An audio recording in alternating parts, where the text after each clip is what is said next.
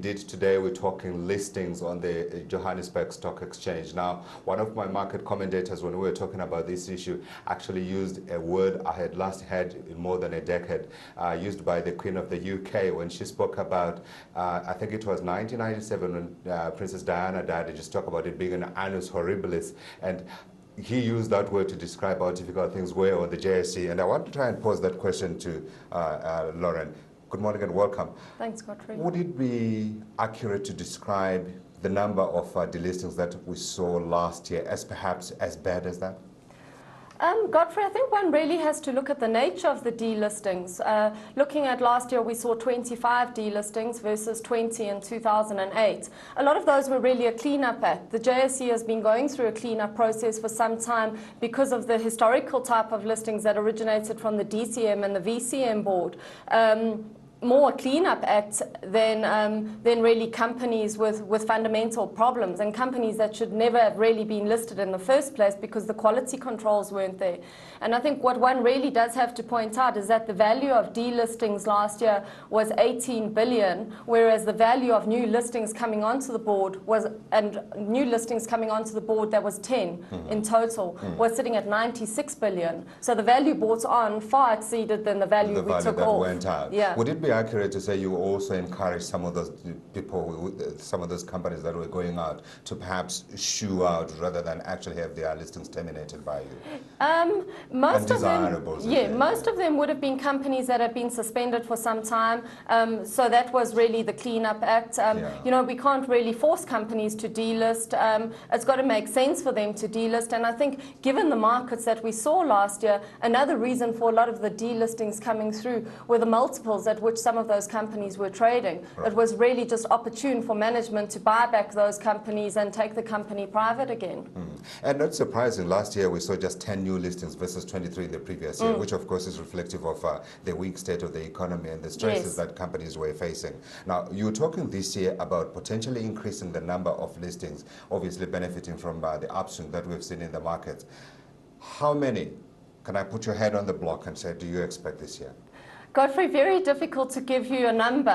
There are two companies in the department at the moment that have done their prospectuses that are going through the approval in our issuer services division, one being travel and tourism, one being mining. I think one has to really look at the buoyant sectors and look at the economy as a whole. Sentiment has certainly changed, which is a good thing. In terms of pinning me down to a specific number, it would really be a thumbsuck.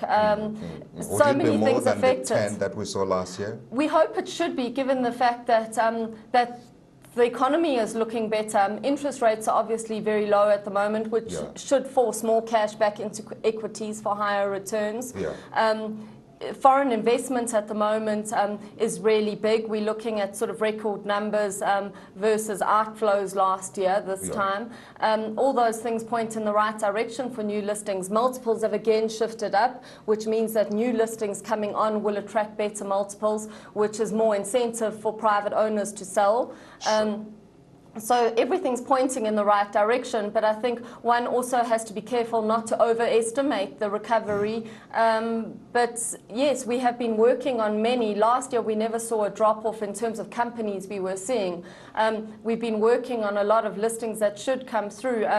You know, is it right for the company to list? That's the first question. And then they need to time it with a good market. And I think Foscor is indicative of that. They've been talking about listing for some time. I think they got their wheels in motion to list last year, but you know, market just wasn't right. The two that you're talking to, when do you expect them to come onto the market? Should be pretty imminent, I'd say. Once the documentation is in the department, is normally within sort of a few weeks to a month that those companies would actually come through. Yeah, and one of the companies you've been talking to, you have said, is for the Africa board.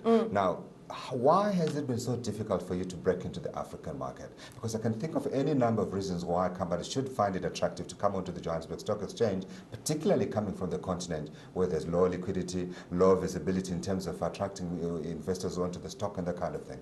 Godfrey, I think it's probably the fear factor from those exchanges in particular. You know, we're not saying to those companies, delist off your local exchanges. We're saying to them, really, keep your listing on your local exchange, but bring a secondary listing, which would in fact be your primary listing, onto the JSE. We are the biggest exchange on the continent. We are a member of the World Federation of Exchanges. We have large foreign investments.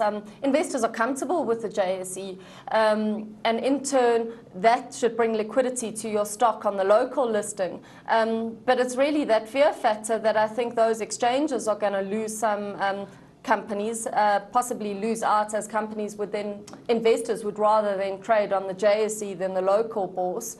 Can I use the other word without using the other word and say it's the politics without using the other word? Yeah, you're probably 100% right. And it's a difficult market to tap into. It takes time. Any new sort of product, any new market takes time.